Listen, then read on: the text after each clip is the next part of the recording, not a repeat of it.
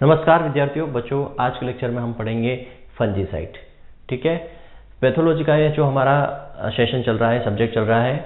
ठीक है, इसमें आज हम डिस्कस करेंगे कवकनाशी, मतलब कौन कौन से फंजीसाइड्स हैं जो हमारे क्रॉप में या जो डिजीज होती हैं उनको क्योर करने के लिए, उनको प्रोटेक्ट करने के लिए हम फंजीसाइड का इस्तेमाल करते हैं। तो सबसे पहले समझते हैं फंजीसाइड होता क्या है। दो टर्म्स होते हैं, एक फंजीसाइड और एक फंजीस्टैटिक। एक होता है फंजीस्टैटिक, ये टर्म्स भी आपने सुना होगा। एक बैक्टीरियोसाइड और बैक्टीरियोस्टैटिक भी होता है। तो फंजीसाइड और फंजीस्टैटिक दोनों का मतलब समझना। फंजीसाइड का मतलब होता है chemical that use to kill fungi, है ना। क्या होता है ये? Chemical that use to kill fungi, वो केमिकल होता है। ठीक है, फंजीसाइड क्या होता है? केमिकल होता है जिसका उपयोग हम किसके करते हैं? फंगी को मारने के लिए, कवक को मारने के लिए जिस रसायन का इस्तेमाल किया जाता है उसको हम फंजीसाइड कहते हैं। ठीक है, हम कह सकते हैं fungicide chemical that use to kill fungi, मतलब रसायन जिसका उपयोग कवक को मारने में किया जाता है उसे हम क्या कहते हैं? फंजीसाइड कह देते हैं। ठीक है, chemical that use to kill fungi. Fungistatic मतलब क्या होता है? ये टर्म्स पूछा जाता है, पूछा हुआ भी है कई एग्जामों में। फंजीस्टैटिक का मतलब होता है, ये आपको मिल भी जाएगा नोट्स के अंदर। फंजीस्टैटिक का मतलब होता है, जैसे कि यहाँ फंजीसाइड का मतलब क्या हो गया कि वो रसायन, वो केमिकल जो क्या करे? कवक को मार दे। ठीक है, पूरी तरीके से खत्म कर दे। फंजीस्टैटिक का मतलब होता है, स्टैटिक का मतलब होता है स्थिर रहना। मतलब क्या होगा? ये एक ऐसा रसायन है जो फंगस को मारे बिना क्या करता है? डिजीज को और इनको कंट्रोल करने का काम करता है। ठीक है, मतलब यहां पर क्या होगा? फंगस को पूरी तरीके से मारा नहीं जाता है, फंगस को सिर्फ कंट्रोल किया जाता है। ठीक है, टू कंट्रोल द फंगस, या बोल सकते हैं कंट्रोल द फंगस या को कंट्रोल द फंगी। इस यहाँ पर क्या किया जाता है? सिर्फ फंगस को कंट्रोल किया जाता है, पूरी तरीके से मारा नहीं जाता है। फंजीस्टैटिक का मतलब हो गया कि फंगस को मारे बिना फसल को सुरक्षित रखना, इसको फंजीस्टैटिक हो गया। ठीक है, टर्म्स पूछा जाता है, इसलिए कंफ्यूज नहीं होना कि फंजीसाइड क्या होता है और फंजीस्टैटिक क्या होता है। ठीक है, दोनों वर्ड्स नोट्स में आपको अलग टर्मिनोलॉजी के अंदर मिल जाएंगे क्या होता है। एक बैक्टीरियोसाइड और बैक्टीरियोस्टैटिक भी होता है, उसका मतलब यही है कि बिना बैक्टीरिया को मारे क्या करना? बैक्टीरिया को कंट्रोल करके फसल को इनसे बचाना। ठीक, तो ये होता है फंजीसाइड केमिकल, ऐसा केमिकल जो क्या करे? फंगस को, कवक को पूरी तरीके से नष्ट कर दे, उसको हम फंजीसाइड कहते हैं। अब कौन कौन से फंजीसाइड है जिनका हम इस्तेमाल करते हैं? सबसे पहले बात करते हैं सल्फर फंजीसाइड। सबसे पहला फंजीसाइड कौन सा है? Sulphur fungicide.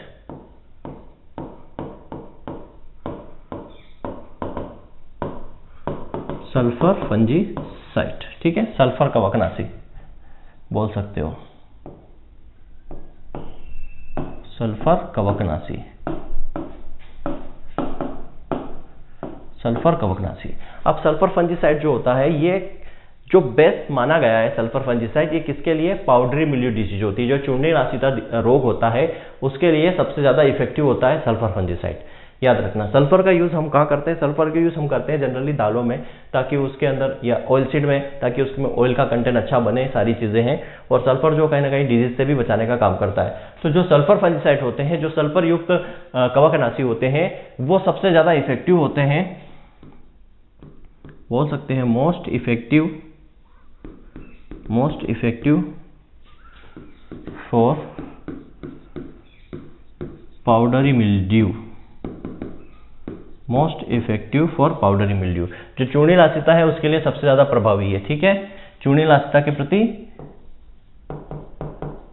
चूर्णी नाशीता के लिए सबसे अधिक प्रभावी कवकनाशी है। ठीक है, याद रखना, चूर्णी नाशीता के लिए सबसे अधिक प्रभावी कवकनाशी है कौन सा? Sulphur fungicide. पर एक चीज इसमें है, जो सल्फर फंजीसाइड होता है उसमें एक थोड़ा सा ड्रॉबैक है, क्या कि इसको अधिक टेम्परेचर पर यूज नहीं किया जा सकता। मतलब अगर 30 या 30 से ज्यादा डिग्री टेम्परेचर अगर है तो वहाँ पर कुछ ऐसे फ्रूट क्रॉप हो गई हमारी या वेजिटेबल क्रॉप हो गई, उसके अंदर अगर इसका उपयोग करते हैं तो वो जो फ्रूट और वेजिटेबल होते हैं उसमें इंजुरीज आ जाती है, वो डैमेज हो जाते हैं। फॉर एग्जाम्पल जैसे वाटरमेलन, वाटरमेलन क्या होता है, सॉफ्ट होता है, एल्कलाइन नेचर का होता है। मोस्ट ऑफ दी हमने पढ़ा है fruit and vegetable alkaline nature के होते हैं, सिर्फ टोमेटो जो होता है वो एसिडिक नेचर का होता है। ठीक है, हॉर्टिकल्चर में हमने अच्छे से पढ़ा है। तो ये एल्कलाइन नेचर जो होता है या जो सॉफ्टनेस होती है फ्रूट में, सल्फर, अधिक टेम्परेचर पर सल्फर अगर हम यूज करेंगे तो वो क्या हो जाता है, उसके अंदर इंजुरी आ जाती है। तो ये याद रखना, हाई टेम्परेचर पर सल्फर नहीं यूज नहीं किया जा सकता, याद रखना। ठीक है, या फिर हम बोल सकते हैं कि समर में या फिर more than 30 degree Celsius temperature पर सल्फर नहीं यूज करते हैं। ठीक है, ऐसा लिख सकते हो। क्यों? क्योंकि अगर यूज करेंगे तो क्या होगा, उसमें फ्रूट या वेजिटेबल जो भी आपकी क्रॉप है उसमें इंजुरी आएगी। क्यों? क्योंकि सल्फर जो है ज्यादा टेम्परेचर पर काम नहीं करता है। ठीक है, ज्यादा टेम्परेचर पर वर्क नहीं करता। ज्यादा टेम्परेचर पर वर्क करेगा किसमें, जो एसिडिक नेचर की क्रॉप्स होती हैं, वहां पर काम ये कर जाएगा। ठीक है, वहां पर भी ये काम नहीं करेगा। जैसे हमने पढ़ा टोमेटो के अंदर टेम्परेचर 27 डिग्री से ज्यादा अगर हो गया या 27 डिग्री आसपास हो गया तो लाइकोपीन है उसका बनना बंद हो जाता है। तो ज्यादा टेम्परेचर वैसे हानिकारक होता है, तो अधिक टेम्परेचर पर जो है सल्फर है ये भी वर्क नहीं करता है। अब इसमें कौन कौन से आते हैं इसको थोड़ा सा देख लेते हैं। सल्फर फंगिसाइड के अंदर दो है, एक होता है हमारा एलिमेंट्री सल्फर, एक होता है एलिमेंट्री सल्फर। ठीक है, एलिमेंट्री सल्फर, या इसको अयौगिक सल्फर भी बोलते हैं, अयौगिक सल्फर। ठीक है, और ये जो सल्फर होता है एलिमेंट्री सल्फर, एलिमेंट्री जो सल्फर होता है ये बेस्ट है किस फॉर्म में, डस्ट के फॉर्म में। मतलब एलिमेंट्री सल्फर को अगर हम धूल के रूप में, डस्ट के रूप में यूज करते हैं फील्ड के अंदर तो ये ज्यादा इफेक्टिव होता है। तो डस्ट के रूप में यूज करते हैं तो किस रेट से यूज करते हैं, तो याद रखना इसको डस्ट के फॉर्म में, धूल के फॉर्म में यूज करते हैं at the rate of 25 kg per hectare. लगभग 25 किलो, एक हेक्टेयर में लगभग 25 किलो एलिमेंट्री सल्फर का इस्तेमाल करते हैं, वो भी किस फॉर्म में, डस्ट के फॉर्म में इसका इस्तेमाल किया जाता है। ठीक है, नंबर 2 बात होता है वीटेबल पाउडर। ठीक है, वीटेबल पाउडर जो वीटेबल चूर्ण है ये जो होता है ये बेस्ट माना जाता है किसके लिए, फोलियर स्प्रे के लिए। जैसे वीटेबल मतलब एबिलिटी किसकी, घुलने की। वीटेबल वेट मतलब होता है गीला, एबर मतलब क्षमता, मतलब इसमें घुलने की क्षमता होती है। पाउडर जो है ये आसानी से घुल जाता है, घुल जाता है मतलब ये कहाँ यूज होगा, फोलियर स्प्रे में। तो ये फोलियर स्प्रे में इसका यूज होता है। ठीक है, किसमें, फोलियर स्प्रे में इसका इस्तेमाल कर सकते हैं वीटेबल पाउडर का। अब फोलियर स्प्रे भी आप इसमें बोल सकते हो, फोलियर स्प्रे भी आप इसमें बोल सकते हो, ये बेस्ट माना जाता है। ठीक है, स्प्रे के फॉर्म में। ठीक, तो स्प्रे इसको अपन करेंगे spray at the rate of 2.5%। ठीक है, स्प्रे इसको हम कर सकते हैं एट द रेट ऑफ 2.5%। इसका स्प्रे हम फील्ड के अंदर कर सकते हैं। और ये किस नाम से मिलता है, इसका ट्रेड नेम क्या है, ट्रेड नेम जो है इसका याद रखना, इसका जो ट्रेड नेम है वो है सल्फेक्स। सल्फेक्स के नाम से ये मार्केट में मिलता है, सल्फेक्स के नाम से ये मार्केट में मिलता है। तो याद रखना 2 है सल्फर फंजीसाइड। सल्फर फंजीसाइड पहला most effective, most important question यहाँ से बनता है कि ये किसके लिए ज्यादा सुटेबल है, पाउडरी मिल्यू के लिए। स्टार लगा लेना, सल्फर फंजीसाइड का क्वेश्चन यहीं से बनेगा कि सल्फर फंजीसाइड किस डिजीज के लिए सुटेबल है, तो पाउडरी मिल्यू। सबसे पहला क्वेश्चन ये, यहाँ से क्वेश्चन पूछा नहीं गया है, बट याद रखना कि जो वीटेबल पावर है वो सल्फेक्स के फॉर्म में मिलता है हमें, एलिमेंट्री डस्ट के फॉर्म में 25 kg पर हेक्टेयर के रूप में यूज कर सकते हैं। ठीक है, तो ये सल्फर फंजीसाइड 2 हमने पढ़े। अब बात करते हैं कॉपर कंपाउंड फंजीसाइड। ठीक है, नेक्स्ट क्या है हमारा, second, copper compound fungicide. Copper compound fungicide. ठीक है, कॉपर कंपाउंड फंजीसाइड, कॉपर यौगिक फंजीसाइड बोल सकते हैं। हिंदी में क्या बोलेंगे, कॉपर यौगिक फंजीसाइड लिख लेना। कॉपर यौगिक, कंपाउंड मतलब होता है यौगिक, फंजीसाइड, तो कॉपर यौगिक फंजीसाइड या कॉपर यौगिक कवकनाशी। क्या बोलेंगे, कॉपर यौगिक कवकनाशी। ये जो है इनऑर्गेनिक नेचर का होता है, याद रखना। पहली चीज क्या है, ये इनऑर्गेनिक नेचर का होता है।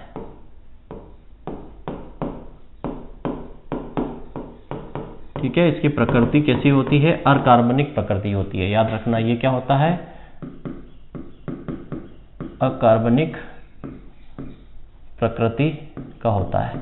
ठीक है, अकार्बनिक प्रकृति इसकी होती है, किसकी, कॉपर कंपाउंड की।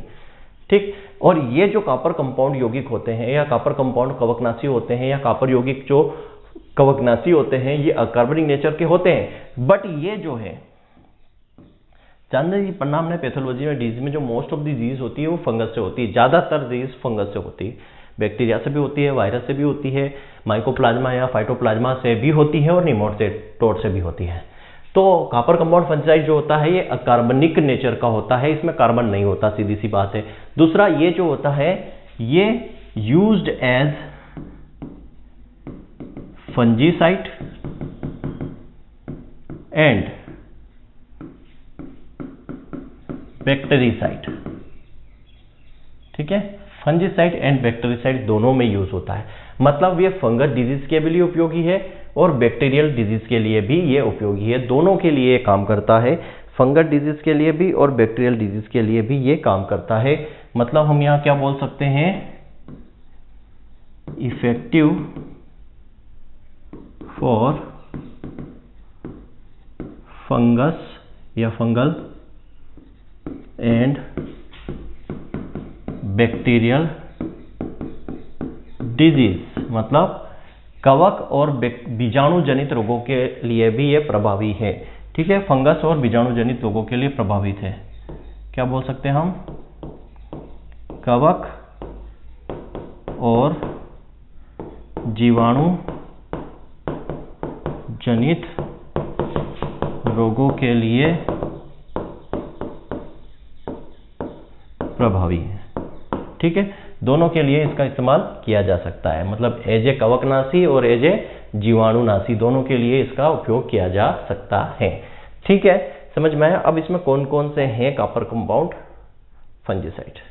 चलिए सबसे पहले बात करते हैं हम यहाँ पे कॉपर सल्फेट। सबसे पहले क्या है, कॉपर सल्फेट। ठीक है, कॉपर सल्फेट क्या बोलेंगे, कॉपर सल्फेट। कॉपर सल्फेट का सबसे पहले ट्रेड नेम क्या है। ठीक है, ट्रेड नेम आपको पता होना ही चाहिए। तो इसका जो ट्रेड नेम है वो क्या है, इसका जो ट्रेड नेम है, ट्रेड नेम क्या है, इसका ट्रेड नेम है ब्लू कॉपर।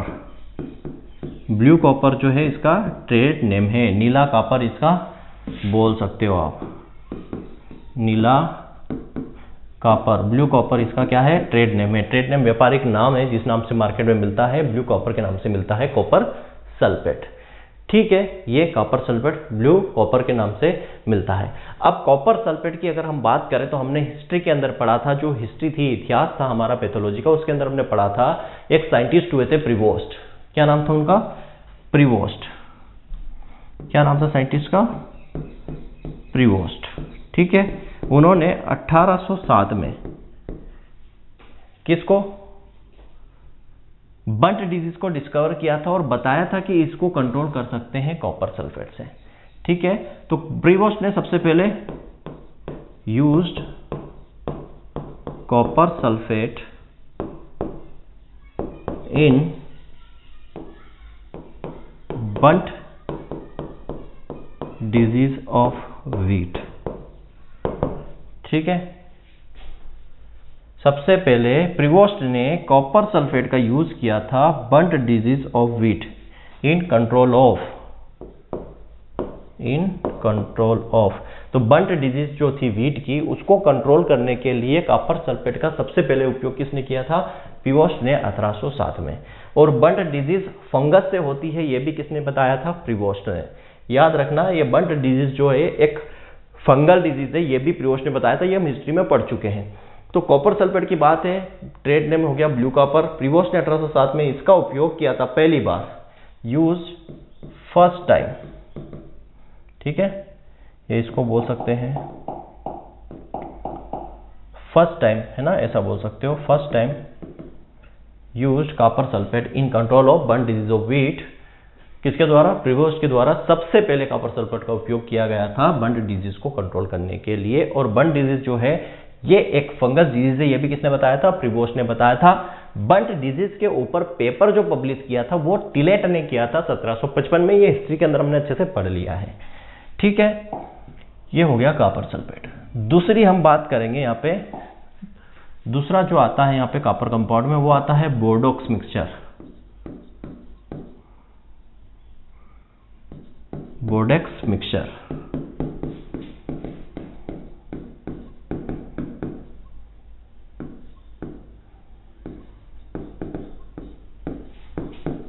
बोर्डेक्स मिश्रण, ठीक है। बोर्डेक्स मिश्रण, बोर्डोक्स मिक्सचर।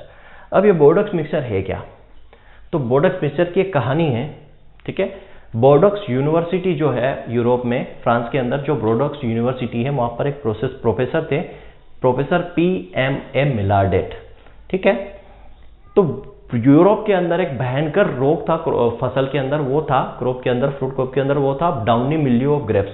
जो अंगूर था, अंगूर में मृदोर्मिल आसिता, डाउनी मिल्ड्यू मतलब हिंदी में क्या बोलते हैं? मधुरोमिल आसिता। वो भयंकर एक रोग फैला हुआ था वहां पर। तो ये बोर्डोक्स यूनिवर्सिटी के प्रोफेसर थे, प्रोफेसर PMA मिलार्डेट।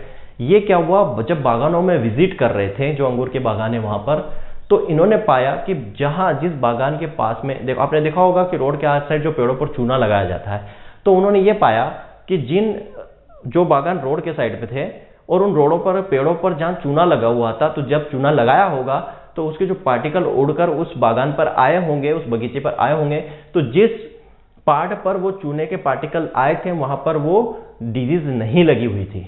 ये इन्होंने देखा।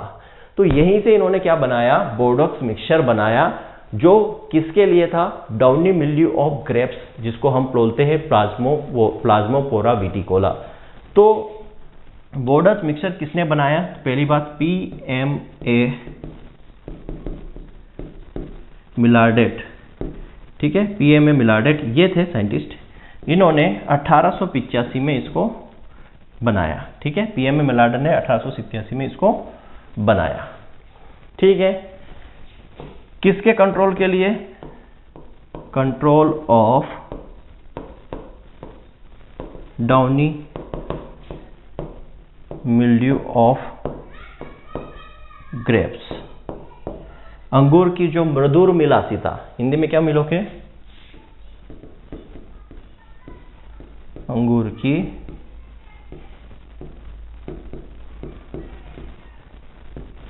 मधुरोमिल आसिता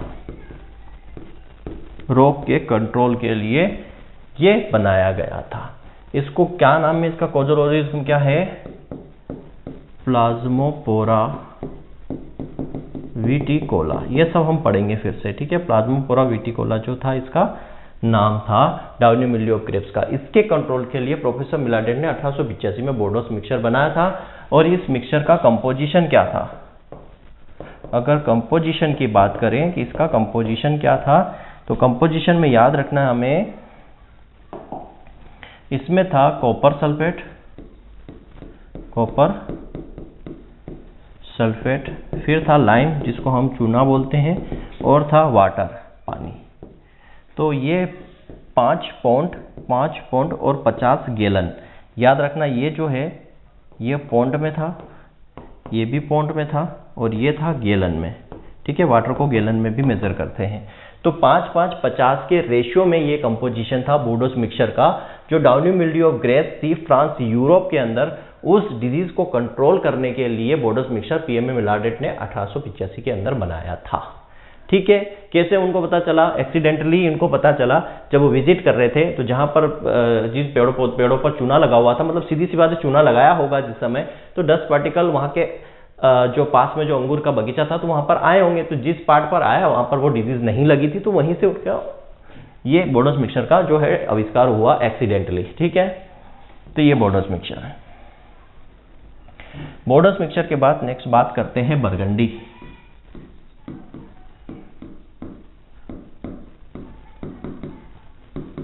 बरगंडी मिक्सचर, ठीक है। बरगंडी मिश्रण। बरगंडी मिश्रण को बनाया है किसने? याद रखना, बरगंडी मिश्रण को बनाया है मेशोन ने। कब? 1887 में। ठीक है, किसने बनाया था? मेसन ने, जो भी प्रोनाउंसिएशन बोलना चाहो, मेसन ने 1887 में बरगंडी मिक्सचर को बनाया था। क्वेश्चन डायरेक्ट यहीं से, यहाँ इस पार्ट से क्वेश्चन आता है जो मैं बता रहा हूँ। बोर्डोज मिक्सचर, बरगंडी मिक्सचर, चौबतिया पेस्ट, यहाँ से एक क्वेश्चन पूछ लेते हैं। तो बरगंडी मिक्सचर जो है वो मेसन ने 1887 में बनाया था। अब जो बरगंडी मिक्सचर था, इसमें कंपोजिशन क्या था? इसमें कंपोजिशन क्या था? ठीक है, संगठन इसमें क्या क्या थे? तो इसमें देखो, इसमें सेम पहली चीज तो कॉपर सल्फेट तो था ही, कॉपर सल्फेट तो था ही। जब बस यहां पर इस लाइम की जगह इन्होंने क्या यूज किया? Na2CO3 मतलब सोडियम कार्बोनेट, और यहां आ गया वापस वाटर। ठीक है, पानी। कॉपर सल्फेट, लाइम और वाटर था बोर्डोस मिक्सचर में। लाइम की जगह इन्होंने क्या यूज किया? Sodium carbonate. क्या मैं लिखूं? सोडियम कार्बोनेट बोलते हैं इसको, या फिर इसको धोने वाला सोडा, धावल सोडा, या क्या बोलते हैं? वॉशिंग सोडा इसको बोलते हैं। तो इसका जो रेशियो था 5:6:50, 5:6:50 के रेशियो में था ये बरगंडी मिक्सचर। ठीक है, तो क्वेश्चन क्या पूछा जाएगा कि बरगंडी मिक्सचर में कॉपर सल्फेट वाटर के साथ और क्या था? ये। या फिर ये पूछा जाएगा कि बरगंडी मिक्सचर में क्या चीज रिप्लेस की गई बोर्डोस मिक्सचर से? तो लाइम को रिप्लेस करके सोडियम कार्बोनेट यूज किया गया था, किसमें? बरगंडी मिक्सचर के अंदर। ठीक है, उसके बाद हम बात करते हैं, नेक्स्ट आता है चौथा, जिसको हम बोलते हैं चौबतिया पेस्ट। ठीक है, चौबतिया पेस्ट। चौबतिया पेस्ट है, ये किसने बनाया था? चौबतिया पेस्ट बनाया था वीबी सिंह ने।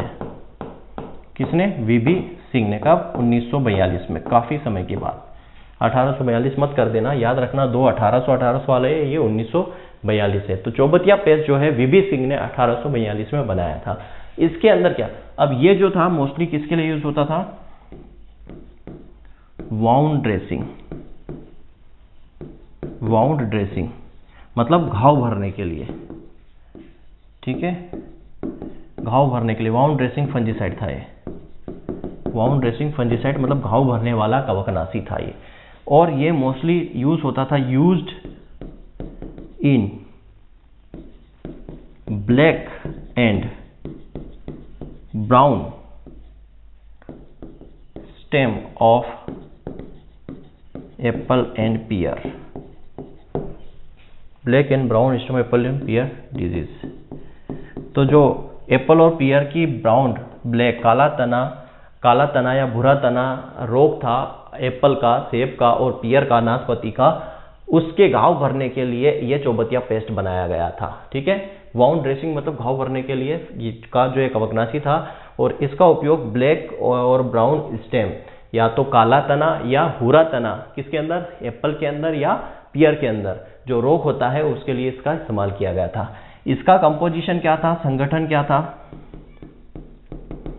कंपोजिशन मतलब क्या क्या था इसके अंदर? तो इसके अंदर क्या क्या चीज थी? देखो, इसके अंदर बिल्कुल डिफरेंट चीज थी।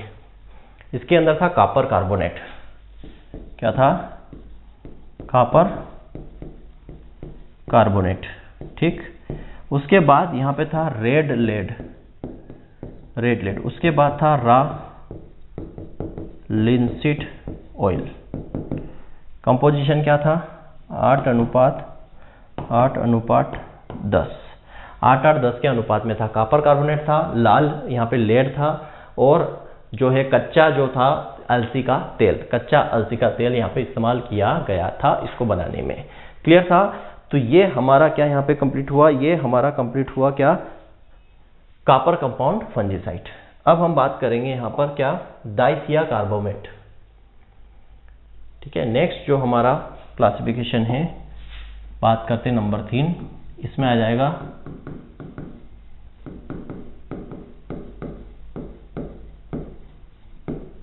डाइथिया कार्बामेट फंजीसाइड। ये जो डाइथिया कार्बामेट है ये ऑर्गेनिक नेचर का था। डाइथिया कार्बामेट फंजीसाइड जो है ये ऑर्गेनिक फंजीसाइड, याद रखना, डाइथिया कार्बामेट फंजीसाइड।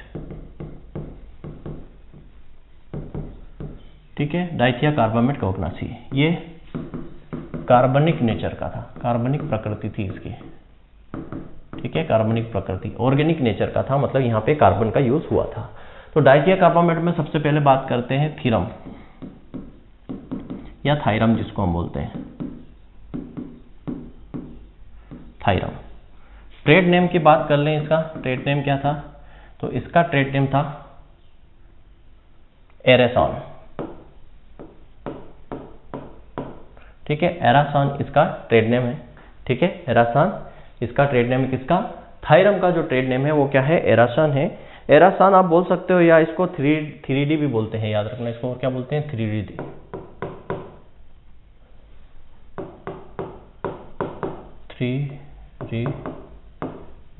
3D, अरे यार THIRI, 3D भी इसको बोला जाता है। ट्रेड नेम इसके थायरम के। ये जो है मोस्टली कहाँ यूज होता है, थायरम जो है मोस्टली यूज होता है सीड प्रोटेक्टेंट में, सीड प्रोटेक्टेंट में, मतलब सीड संरक्षण में बोल सकते हैं, बीज संरक्षण में इसका यूज किया जाता है, सीड संरक्षक में इसका यूज किया जाता है। क्यों, थायरम जो है, जो सोइंग से पहले हम सीड को क्या करते हैं, ट्रीट करते हैं, तो सीड को थायरम से ट्रीट किया जाता है ताकि क्या हो, कोई फंगस का इन्फेक्शन सीड के अंदर ना हो। तो थायरम का इस्तेमाल जो है सीड प्रोटेक्टेंट के में किया जाता है, बीज संरक्षण में किया जाता है। ट्रेड नेम एरासॉन और 3D है। दूसरा हम बात करें इसी में, जेनेप आता है, जेनेप, ठीक है, जीनेप जिसको बोलते हैं हम, जीनेप। जीनेप क्या है, जीनेप मतलब इसके अंदर क्या होता है, इसके अंदर होता है जिंक, ठीक है, इसके अंदर क्या होता है, जिंक होता है, जिंक होता है। इसका जो है ट्रेड नेम क्या है, इसका जो ट्रेड नेम है जेनेप का,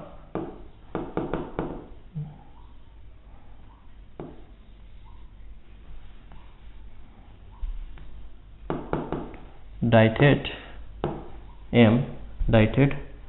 Z78, डाइथेट Z78 इसका क्या नाम है, इसका ट्रेड नेम है जीनेप का, डाइथेन, ठीक है, जीनेप का। अब इसका जो इस्तेमाल है डाइथेन Z78, इसका जो है ट्रेड नेम है जीनेप का। जिंक इसके अंदर पाया जाता है, जीनेप मतलब इसके अंदर जिंक है, और ये जो है कहाँ यूज होता है, डाइथेन Z78 जो है इसका ट्रेड नेम है। और इस जीनेप का जो इस्तेमाल है, जीनेप का इस्तेमाल किया जाता है सोइल और फोलियर स्प्रे दोनों, ठीक है। इसका जो मोस्टली या वाइडली यूज किया जाता है, widely used as soil and foliar spray for fruit disease, मतलब जो फल वाले रोग होते हैं, जो फलों के रोग होते हैं, उसमें ये सबसे ज़्यादा सोइल और या फोलियर स्प्रे में यूज़ करते हैं। सोइल मतलब खाली खेत है, वहाँ पर आपने स्प्रे कर दिया। फोलियर मतलब खड़ी फसल है, ठीक है। जब वायुवी है मतलब एरियल पार्ट में हम स्प्रे करते हैं, ऊपर से पत्तों पर स्प्रे करते हैं, डेट मीन्स फोलियर स्प्रे। तो याद रखना, तो इसका उपयोग फलों के रोगों के लिए फोलियर और सोइल में स्प्रे के लिए यूज किया जाता है, ठीक है, जीनेप का, ठीक। इसके बाद जीनेप की बात करें, जीनेप के बाद आता है हमारा मैनकोजेब, ठीक है, मैनकोजेब इसके अंदर क्या होता है, इसके अंदर मैग्नीज भी होता है और जिंक भी होता है, ठीक है, मैग्नीज और जिंक दोनों होते हैं। दूसरी बात, इसका जो नाम है वो क्या है, डाइथेन M45 या फिर इंडोफिल M45, ये इसका क्या है, ट्रेड नेम है। इसका इस्तेमाल जो है मोस्टली मतलब सबसे ज़्यादा यही यूज़ किया जाता है, कौन सा, mancozeb.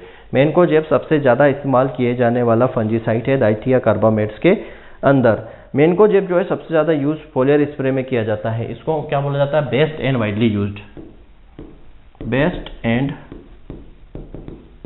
Widely used fungicide, widely used फोलियर fungicide,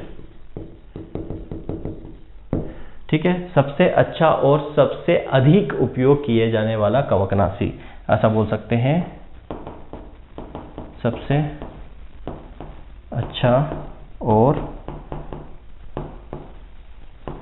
अधिक उपयोग किए जाने वाला कवकनाशी। ठीक है, कवकनाशी कौन सा? मैनकोजेब। ट्रेड नेम जरूर याद करना, मोस्टली क्वेश्चन आपके ट्रेड नेम से बनेंगे। नंबर 4 की बात करें, इसी के अंदर नंबर 4 है हमारा वेपाम। वेपाम या वेपाम ना बोले तो हम बोले इसको मेथाम सोडियम। मेथाम सोडियम, इसका जो ट्रेड नेम है वो क्या है? वो है वेपाम। वेपाम इसका ट्रेड नाम है, या वेपम बोले तो वेपम, हिंदी में वेपम बोला जाता है, या मेथाम सोडियम। मेथाम सोडियम का ट्रेड नेम वेपाम है। ठीक है, और इसका जो इस्तेमाल है, इसको एज ए फंजीसाइड, हर्बिसाइड और नेमीसाइड भी यूज किया जाता है। मतलब तीनों तरीके से ये कवक के लिए भी यूज किया जाता है, निमेटोड के लिए भी यूज किया जाता है और खरपतवार के लिए भी यूज किया जाता है। तो ये जो है इसको हम क्या बोल सकते हैं? तीनों प्रकार के यूज किया जाता है। और ये जो यूज होता है, याद रखना, ये जो यूज होता है मेथाम सोडियम, ये होता है सोइल फंजीसाइड है। ये क्या है? सोइल फंजीसाइड है, मतलब सोइल स्टरलाइजेशन। सोइल स्टरलाइजेशन में इसका यूज किया जाता है। सोइल स्टरलाइजेशन मतलब सोइल को स्टरलाइज करने के लिए। सोइल स्टरलाइजेशन का मतलब क्या होता है कि हम क्या करते हैं, गर्मी के दिनों में प्लाव कर देते हैं, ठीक है, प्लाव या जो भी प्लोइंग कर देते हैं और उसको वैसा ही छोड़ देते हैं। तो तेज धूप के कारण उसके अंदर इंसेक्ट, पेस्ट, डिजीज जो भी होते हैं सब नष्ट हो जाते हैं, उसको सोइल स्टरलाइजेशन बोलते हैं। तो फंजीसाइड के थ्रू भी सोइल स्टरलाइजेशन किया जा सकता है। तो जो मेथाम सोडियम है ये सोइल स्टरलाइजेशन का काम करता है। सोइल ये फंजीसाइड है, सोइल मृदा कवकनाशी है और ये यूज्ड एज, तो ये फंजीसाइड की तरह भी यूज होता है, कवकनाशी की तरह। दूसरा ये नीमासाइड मतलब निमेटोड की तरह भी यूज होता है, निमेटोड सूत्रकृमिनाशी के तरह भी, और हर्बिसाइड की तरह भी यूज होता है, खरपतवार नाशी की तरह भी यूज ये होता है। कौन सा? मेथाम सोडियम। क्लियर है यहाँ तक की कहानी? चलिए, इसके बाद आता है systematic fungicide, number 4।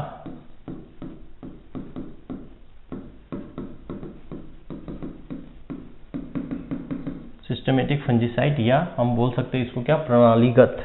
Systematic fungicide मतलब क्या हो गया? प्रणालीगत फंजीसाइड। सिस्टमेटिक फंजीसाइड के अंदर दो जो है मोस्ट इंपॉर्टेंट है। एक होता है कार्बोक्सिन,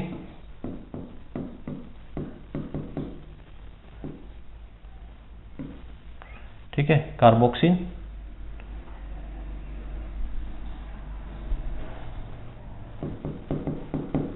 कार्बोक्सिन, और दूसरा है ऑक्सीकार्बोक्सिन। कार्बोक्सिन एंड ऑक्सीकार्बोक्सिन दो जो है इसमें मोस्ट इंपॉर्टेंट है। पहला है कार्बोक्सिन और ऑक्सीकार्बोक्सिन। याद रखना यहाँ पे कार्बोक्सिन, कार्बोक्सिन, कार्बोक्सिन जो है इसका जो ट्रेड नेम है, पहली चीज इसका जो ट्रेड नेम है, ट्रेड नेम क्या है? इसका नेम है विटावेक्स। विटावेक्स जो है इसका ट्रेड नेम है, ठीक है, विटावेक्स जो है इसका क्या है? ट्रेड नेम है। ट्रेड नेम है इसका, जनरली पूछा जाता है। कार्बोक्सिन का जो ट्रेड नेम क्या है? विटावेक्स है। क्लियर है? और ये सबसे पहला क्या है? सिस्टमेटिक फंजीसाइड है। इसको हम बोल सकते हैं first systematic fungicide, introduce by किसके द्वारा? शेमलिंग एंड कुल्का, 1977 में स्लेमिंग एंड कुल्का द्वारा 1966 में इसको सबसे पहले डेवलप किया गया था या इंट्रोड्यूस किया गया था कार्बोक्सिन को 1966 में। ठीक है, इसका उपयोग कहाँ किया जाता है कार्बोक्सिन का? याद रखना, कार्बोक्सिन का जो यूज है वो यूज किया जाता है used for smut and rust disease. Smut और रस्ट डिजीज के लिए यूज किया जाता है। और स्मट और रस्ट डिजीज के अलावा ये सबसे ज्यादा यूज किया जाता है लूज स्पॉट ऑफ व्हीट और राइजोक्टोनिया डिजीज ऑफ कॉटन। ठीक है, कहाँ पे? तो याद रखना, लूज स्मट ऑफ व्हीट और राइजोक्टोनिया डिजीज ऑफ कॉटन। इनमें सबसे ज़्यादा इस्तेमाल किया जाता है। लूज स्पॉट, व्हीट का जो गेहूं का जो लूज स्पॉट है, और कपास का जो राइजोक्टोनिया रोग है, उसमें सबसे ज़्यादा इस्तेमाल किया जाता है बीटावेक्स को या कार्बोक्सिन को। ठीक है, ये 4 पॉइंट इसके अंदर याद रखना। दूसरा इसके अंदर है क्या, ऑक्सीकार्बोक्सिन। दूसरा जो है वो क्या है, ऑक्सीकार्बोक्सिन। ऑक्सीकार्बोक्सिन का जो ट्रेड नेम है वो क्या है, ऑक्सीकार्बोक्सिन का ट्रेड नेम, इसका ट्रेड नेम है प्लांट वैक्स। प्लांट वैक्स इसका जो क्या है ट्रेड नेम है, प्लांट वैक्स जो है इसका ट्रेड नेम है किसका, ऑक्सीकार्बोक्सिन का जो ट्रेड नेम क्या है वो प्लांट वैक्स है। ठीक है, और इसका जो इस्तेमाल किया जाता है किसके अंदर, रस्ट ऑफ व्हीट के लिए। रस्ट ऑफ व्हीट में इसका यूज किया जाता है। गेहूं का जो रतुआ रोग होता है, जो रोली रोग होता है, उसके लिए इस्तेमाल किया जाता है कौन सा, ऑक्सीकार्बोक्सिन रस्ट ऑफ व्हीट के लिए यूज किया जाता है। ठीक है, समझ में आ गया। ऑक्सीकार्बोक्सिन जो है जिसको प्लांट वैक्स भी बोलते हैं, और रस्ट ऑफ व्हीट के लिए इसका इस्तेमाल किया जाता है, मतलब गेहूं में सबसे ज्यादा अधिक ये इस्तेमाल किया जाता है। नंबर 5 बात करते हैं बेंजीमिडाजोल। नेक्स्ट जो हमारा फंजीसाइड है वो है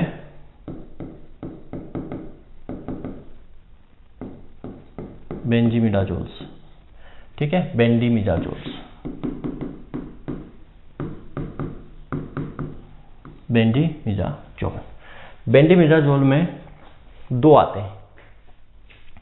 एक हम बोलते हैं यहां पर क्या,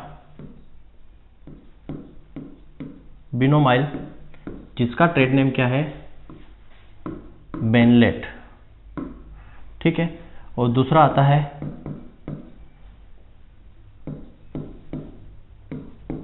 कार्बेंडाजिम। कार्बेंडाजिम, इसका ट्रेड नेम क्या है, बाविस्टिन। बाविस्टिन, इसका ट्रेड नेम क्या है, बाविस्टिन। ये 2 आते हैं, और ये जो है एक तरह से क्या बोल सकते हैं, सुपीरियर क्या है, फंजीसाइड है।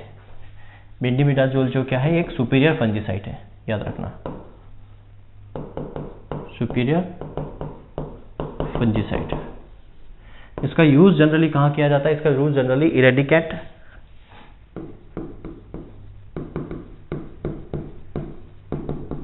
इरेडिकेंट एंड प्रोटेक्टेंट। ठीक है, इरेडिकेंट मतलब निष्कासन के लिए, निष्कासन, और प्रोटेक्टेंट मतलब संरक्षण, संरक्षण के लिए इनका इस्तेमाल किया जाता है। निष्कासन मतलब कि अगर किसी पौधे के अंदर रोग लग चुका है, मतलब उसके अंदर पैथोजन जो है आ चुका है, तो उसको निकालना इरेडिकेंट कहलाता है। और प्रोटेक्टेंट का मतलब होता है कि रोग लगने से पहले ही उसको क्या करो, प्रोटेक्ट कर लो। ठीक है, जिसको हम प्रिवेंटिव मेथड बोलते हैं। ठीक, तो ये हो गया बेंडीमिडाजोल। बेंडीमिडाजोल के बाद आता है हमारा फिनाइलएमिड्स। नंबर 6 पे क्या आ जाएगा,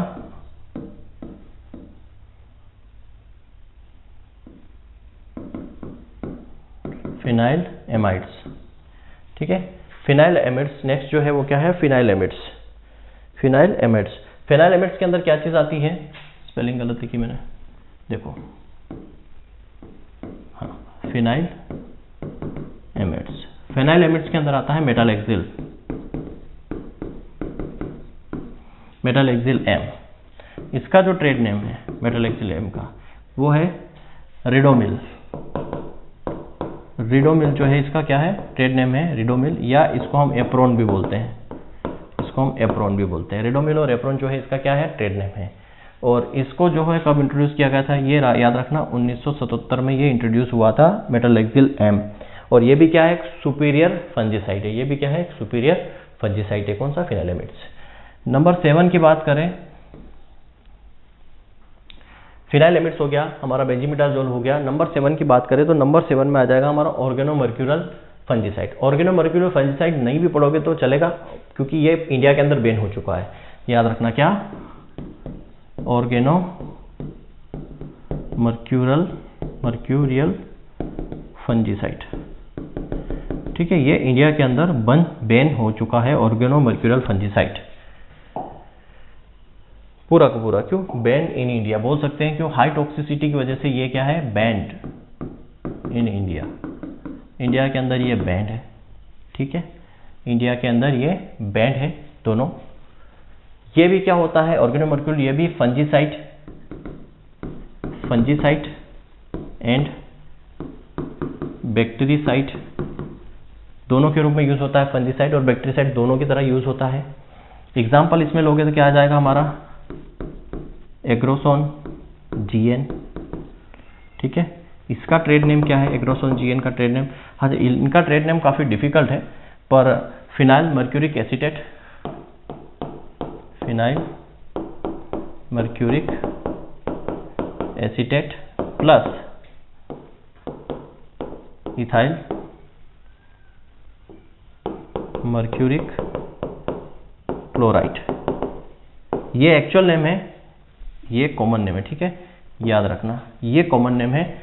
इनका जो ट्रेड नेम है ये है एग्रोसोन, जिसके नाम से हम जानते हैं। ट्रेड नेम क्या है, एग्रोसोन जीएन है। Phenyl mercuric acetate plus ethyl mercuric chloride, ये जो है मेन नेम है, इसका जो है ट्रेड नेम क्या है, एग्रोसोन जीएन है। इसके अंदर और क्या आता है, इसके अंदर आता है एरेटॉन, एगालाल, ये इसके अंदर आते हैं, एरेटॉन, एगालाल, और क्या आता है, सेरेसोन भी आता है इसके अंदर, एरेटॉन, एगालाल और सेरेसोन आता है। तो यहाँ पे बात करें एरेटॉन, एगालाल और एक और है सेरेसोन, एक क्या है, सेरेसोन। सेरेसेन का नाम क्या है, ये है इथाइल मर्क्यूरिक क्लोराइड, ये किसका नाम है, सेरेसोन का, इथाइल मर्क्यूरिक क्लोराइड। और इसका trade name, ethyl mercuric chloride इसका कॉमन नेम है, ट्रेड नेम जो है वो है सेरेसोन, ठीक है। और जो एरेटॉन होता है इसका नाम क्या है, इसका एम आगे लगा दो, क्या हो जाएगा, methoxy ethyl mercuric chloride, methoxy methyl mercuric chloride. ये जो मिथाइल मर्क्यूरिक क्लोराइड है यही लिखा, यही आएगा, बस यहाँ पे मिथॉक्सी एम और जुड़ जाएगा, तो मिथॉक्सी क्या हो जाएगा, मर्क्यूरिक क्लोराइड हो जाएगा। एगालाल का भी यही है, ठीक है, याद रखना, एगालाल का भी यही है और इसका भी यही है। तो समझ में आ गया आपको, ये था हमारा क्या था, फंजीसाइड का क्लासिफिकेशन। अभी और है, इसके अलावा और है, ओके, इसके अलावा क्या था है ना हमारा, एंटीबायोटिक्स। 7 के बाद 8 में हम लिख सकते हैं एंटीबायोटिक, एंटीबायोटिक्स। एंटीबायोटिक्स के अंदर क्या आ जाएगा, एंटीबायोटिक्स होता क्या है, एंटीबायोटिक्स की बात करें तो एंटीबायोटिक्स के अंदर वो आएंगे जो बैक्टीरिया को किल करेंगे, बैक्टीरिया को किल करने वाले। तो इसमें आता है streptomycin,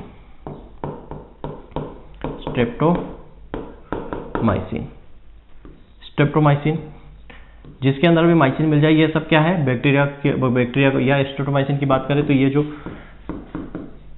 bacterial seed borne disease है, सीड बोर्न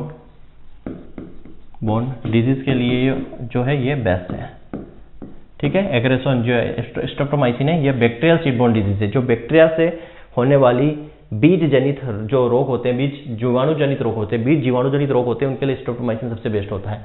इसमें होता है एक एग्रीमाइसिन, इसमें क्या होता है, एग्रीमाइसिन, जो कॉम्बिनेशन है किसका, स्ट्रेप्टोमाइसिन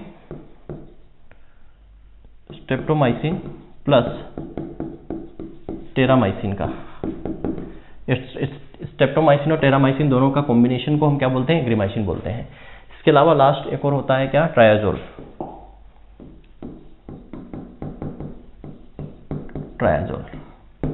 ठीक है। ट्रायाजोल जो है ये यूज किया जाता है, यूज किया जाता है रस्ट के लिए, पाउडरी मिल्ड्यू के लिए और लीफ स्पॉट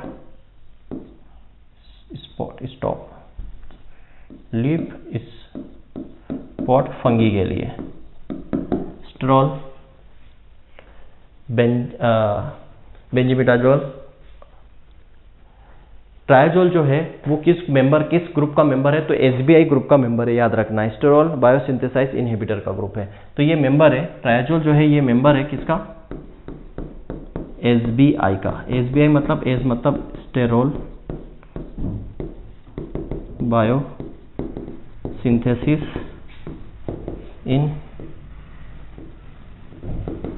इनहिबिटर्स का, ठीक है। तो ये था हमारा पूरा का पूरा फंजीसाइड। प्लांट पैथोलॉजी के अंदर कौन कौन से फंजीसाइड होते हैं, क्या क्या उसके ट्रेड नेम है, सारी चीज़ हमने यहाँ पे डिस्कस की। ट्रेड नेम आपको अलग से पढ़ने की जरूरत नहीं, मैंने इन्हीं के साथ करवा यहाँ पे दिया है। अब नेक्स्ट लेक्चर में थोड़ा सा इसके प्रिंसिपल ऑफ डिजीज कंट्रोल पढ़ेंगे, उसके बाद क्लासिफिकेशन जो भी हमारा है वो सारी चीज़ हम कंप्लीट करेंगे। आज के लेक्चर में इतना ही, थैंक यू वेरी मच।